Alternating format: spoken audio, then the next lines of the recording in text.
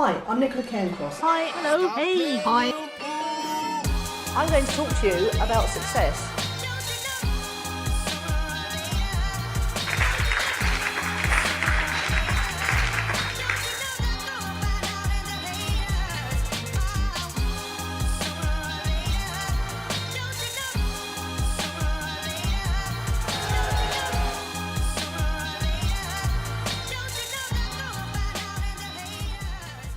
Yes.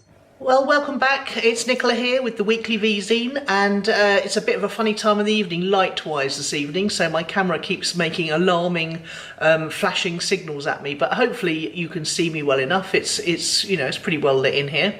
So I just wanted to talk to you this week about change, and that's what I'm going to be covering in the middle section. It's got quite cool here in Greece, and I understand it's even colder in the UK, where I'm coming back in a couple of weeks. But here we are still able in the sunshine in the daytime to sit out in a t-shirt, and indeed, you know, if you go out in a jumper you really seriously suffer. So everyone has to wear layers out here at the moment because you never know what's going to happen. And the fire's going behind me, that's the wood burning stove, so I've been out hauling wood today. Basically they deliver it in a big pile and they dump it in your driveway, and then you have to move it to where you want. But it's good aerobic exercise. So I've got my gardening gloves as well, because you never know what critters might be living in the bits of wood.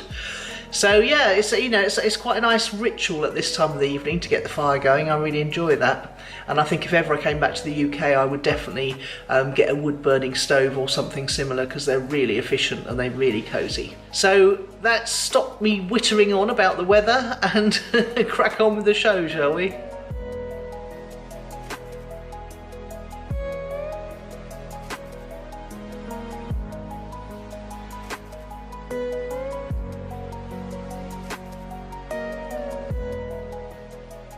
So today I want to talk to you about change. It's a topic that's come up a lot over the last couple of days, because I have been talking to my son and daughter Phoebe, and they are moving out of their dad's flat, which is a big change.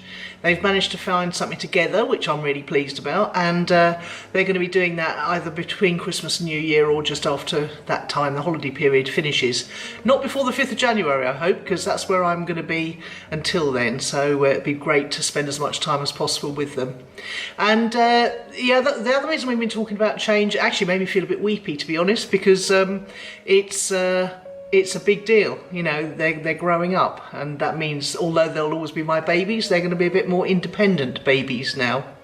And the other reason I wanted to talk about change was because I've been watching the Social Media Examiner series, where they're talking about what is going on with Facebook video, because they're finding that their videos are doing much better on YouTube, where people are watching them through to 60-70%, and not as many people watching them, but watching them for longer. Whereas on Facebook are reporting lots of people are watching, but when you actually look at the percentage of people who drop off, it's mostly people drop off after the first sort of 30 seconds or so. So that isn't good, is it? So what to do about Facebook marketing, what to do about video marketing, whether you need to change your strategy depending on whether you've been using the strategy I've been using, which is where you create an audience out of people who watch through to 50%. Now, arguably, if you've got 10,000 people viewing the thing and 90% of them drop off in the first 30 seconds, you're still left with a goodly number of people who are watching your video through to 50%, and those are the people you really want to reach. So that's where you put your retargeting efforts. So the other thing is they've decided that they're going to pull all their long form Facebook advertising, and they're going to just put it onto YouTube. So you've got to keep it, you know, you've got to keep agile in this world. You know, marketing changes all the time, and it's never changed so quicker. It's never changed so quickly. So you have to keep up, and you have to be ready to adapt, and you have to change the way you do things. And people don't like that. I don't like it particularly when things change. So I don't mind so much when it's business as when it's personal.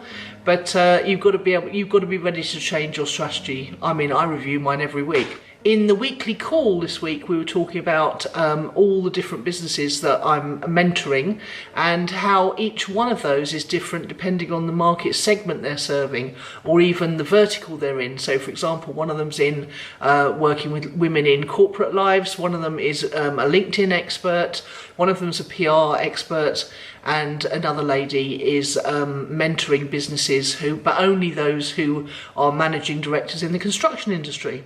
So each of those different types of business verticals need different marketing plans because they're all very different people, those kind of people. So you've got to be ready to change your strategy, especially if you're mentoring. I have to be able to ready to jump from one kind of market and one kind of type of person that my client wants to market to the next one quite quickly, and keep on my toes, and I really quite enjoy that. It keeps my brain agile.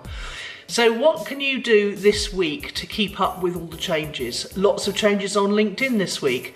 Apparently LinkedIn video is doing better over there because they really want to push the content.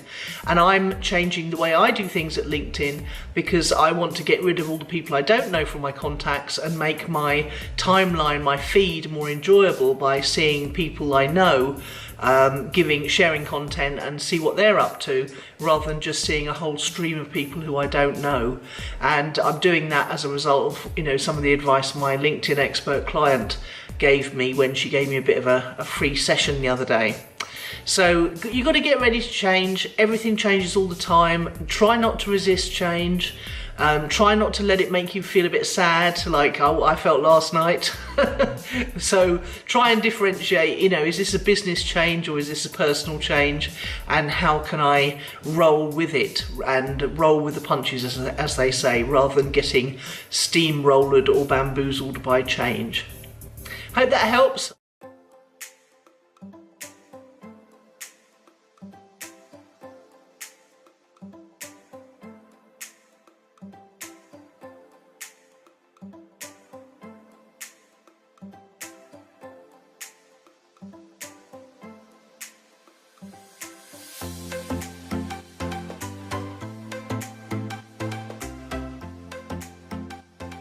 Okay, so we better wrap this up before it gets any darker. So on the blog this week, I'm covering, among many other 1-minute videos, I'm covering 3 hotel marketing tips. So you'll find that interesting if you're in the hospitality industry.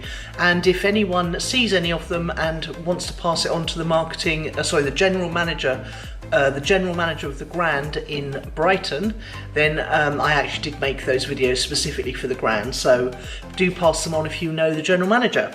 And so on the blog, last week's Vzine, episode 78, I'm talking about what is the alternative to moaning and griping. And I go into that in quite some detail because I learnt a little while ago, well, quite a while ago now, that absolutely no point in moaning, because the only people who want to listen to that, well, nobody wants to listen to it, to be quite frank, and actually it just brings you down further. So it's much better to have a bit of a cut-off time. Go and see, I make some suggestions for how you can stop yourself moaning and groaning. We do have a little social club out here for the men called Moan and Groan, funnily enough. Okay, interesting one on the podcast this week. We talked about, does your schedule reflect your values? And that was a really interesting conversation Judith and I had, where we examined our own schedules and our own values and saw if they match up. Because a lot of people say they want to do things, but then they don't actually make time for them, do they? Or they don't schedule time in their diary to do it. It's like I keep saying I'm a science fiction writer, but I'm not actually doing much of that writing right now, although I'm talking about it quite a lot. It's a good example of how my values are not matching my schedule. So I have got a writing course booked in January, so I'm allowing 6 weeks, quite intense time for writing in January. So see if I can get anything done over Christmas as well, because I keep saying that's what I'm going to be doing. So let's see if I can stick to my own schedule, shall we? So anyway, I hope you enjoyed that. Go and have a check out the blog, nicolacairncross.com/blog as always, and ownitthepodcast.com for if you want to hear what Judith and I are discussing every week. Speak to you soon. Bye.